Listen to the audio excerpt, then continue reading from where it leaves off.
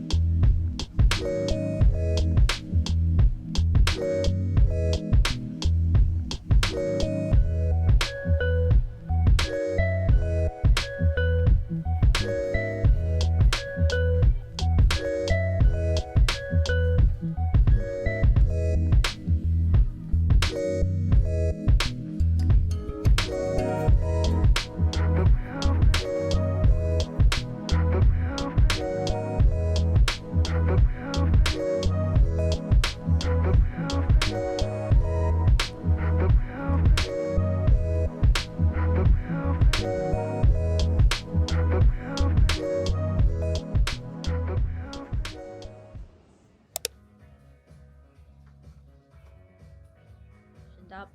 The sun has just gone down. It was a beautiful golden sunset glow. So now I'm going to walk into Uluwatu and grab some dinner. I think I'm just gonna walk around and see what tickles my fancy. I do have a couple of things on my list, but let's just see what the vibe is.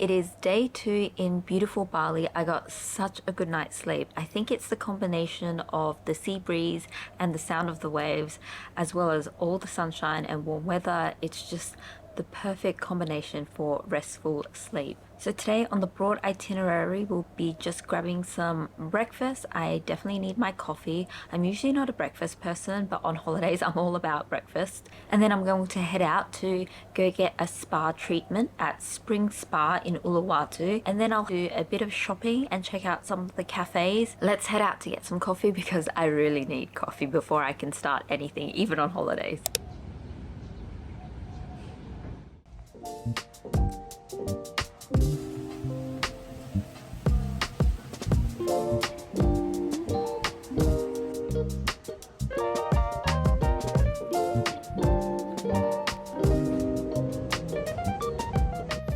I almost don't need background music in this resort because the music is always so good.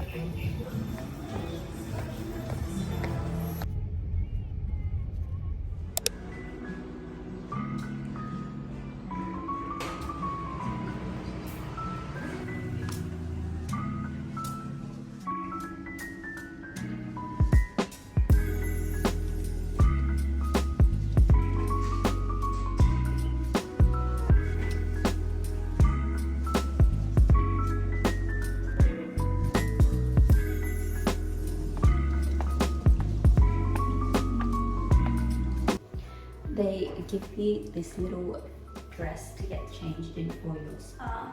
This is pretty cute. I'll probably wear this as a dress. I'll see you in a couple of hours.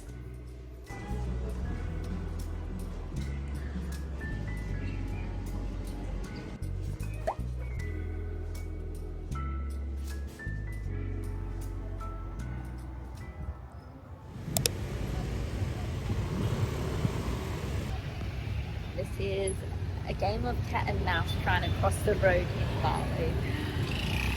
Look left, look right. Look how crazy it is.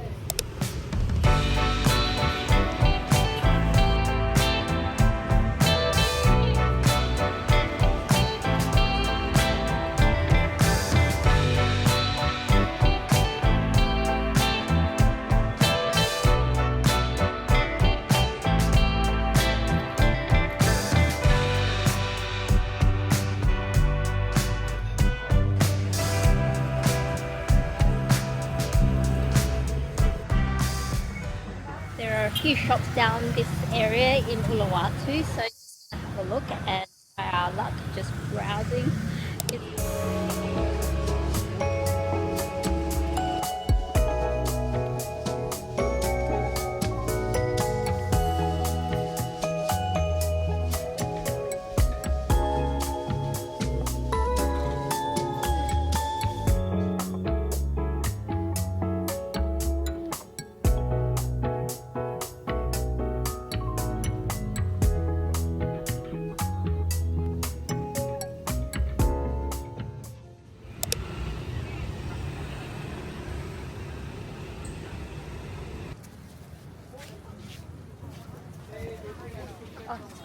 It says, beware of the monkeys. I've yet to see a monkey, so that would be quite interesting.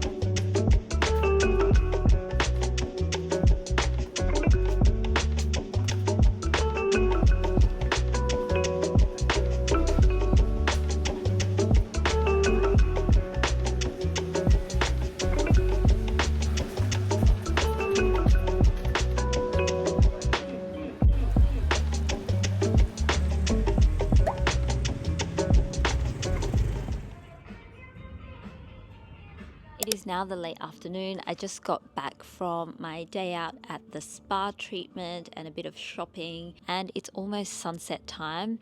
I'm so sorry if you can hear the music in the background. I think they're just getting started with the beach club events tonight. I really didn't take vlogging into account when I was booking this, but I like the music in the background, so let's just pretend that we're hanging out at a bar and we're just chatting. I went to the place called Spring Spa in Uluwatu. It got some mixed reviews, like 4 stars on Google Review. Sometimes I think the reviews are actually quite harsh, but I had a really good experience. I had a deep head massage. It definitely wasn't a relaxing massage. It was like a deep tissue scalp massage. She was like getting right in there. Felt like she could touch my brain at one stage, but I felt so good afterwards. Like there was so much tension released. It was just bliss. I walked out feeling like $1 million and smelling like a coconut cookie. Like she just lathered me up in all this oil afterwards. So that was really nice. Highly recommend. And then I headed to Padang Beach, which is probably one of the most famous beaches in Uluwatu. You do have to pay a fee to get in. It's about 2 or 3 Australian dollars, which is fine. It contributes to the tourism. I was literally there for only like 5-10 minutes just to take in the scene, and then I realized I don't like sand and I don't like a lot of people, so I'm not quite sure what I was doing there. I felt like it was a bit overrated, super crowded, lots and lots of tourists. From that experience, I realized I'm not laying by the beach kind of person. I'm definitely a pool girl kind of person. It is my last night here in Uluwatu before I check out and head over to Seminyak. So I think I'm just gonna chill at the resort and then check out some of the music that they're playing later tonight.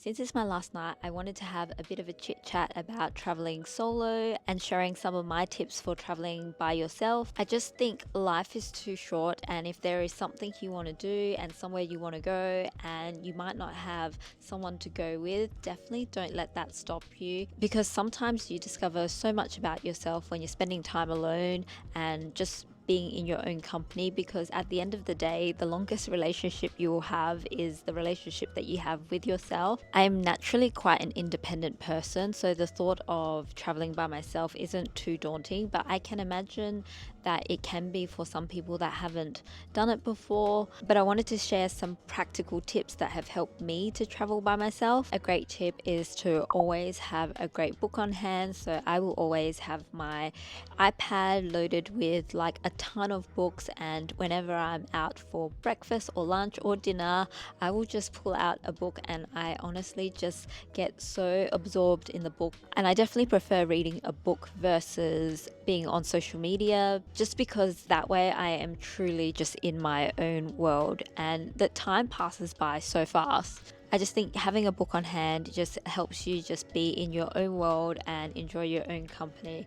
It is like my safety blanket whenever I feel a bit nervous about being out by myself or eating by myself. That's probably one of my number one practical tips. Another one is to sign up for activities that are naturally solo. So whether it is yoga class or Pilates class, maybe a surfing lesson, I mean, those are all things that you could probably do by yourself. So just embracing activities that would usually require you to like do it by yourself. But also on that note, whenever you go to really touristy areas, there are also so many opportunities to sign up to group tours where you can do day trips and activities, and that's a really good way to like meet other people that are perhaps also traveling by themselves. You just never know who you're going to meet when you're traveling, and who knows, you can make a friend.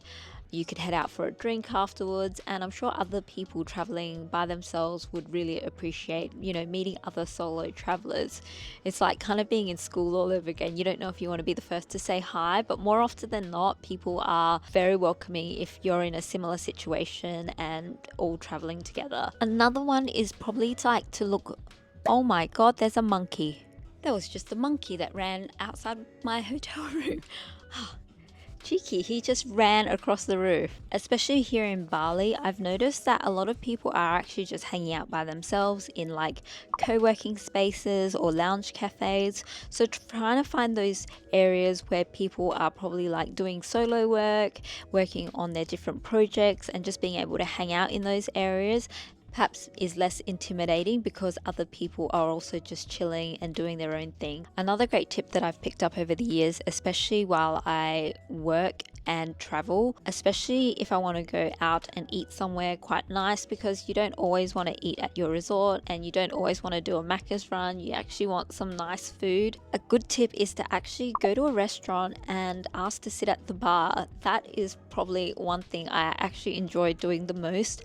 And the great thing about that, in my experience, bar staff are always so friendly, always willing to have a chit chat, make you a cocktail and then explain what they're doing or recommend really good food. So I actually find that, it's a great way to interact with like the local staff and the local people. Last night I went out to a place in Uluwatu in like the main city center, and I just popped myself in the bar, ordered a few bites, and then just spoke to some of the bartenders and met the owner, who was just telling me about his business. It's a great way to still enjoy a nice meal but not feel so intimidated sitting in a sea of people full of groups. Another tip for me, and obviously this doesn't apply to everyone, but I actually find that vlogging has made me feel less alone, because I definitely feel like I'm talking to you, my friends, when I'm out, like showing you what I'm doing and explaining things. It's almost like I never quite feel lonely when I'm vlogging, because I'm A, preoccupied with trying to vlog, B, I feel like I'm talking to you directly, like in the future, if that makes sense. So actually the skill of vlogging and having a YouTube channel and going out and traveling by myself and eating out in public and doing all the solo activities has actually made me feel oddly less lonely, because I always feel like I have my YouTube friends with me, which is such a nice feeling. So yeah, those are some of my practical tips with solo travel. If there is somewhere you want to go or something you want to do in life, please don't let the fact that you have to do it alone be the thing that stops you, because you learn so much about yourself just spending time by yourself. And I hope you can hear me. It is officially my birthday.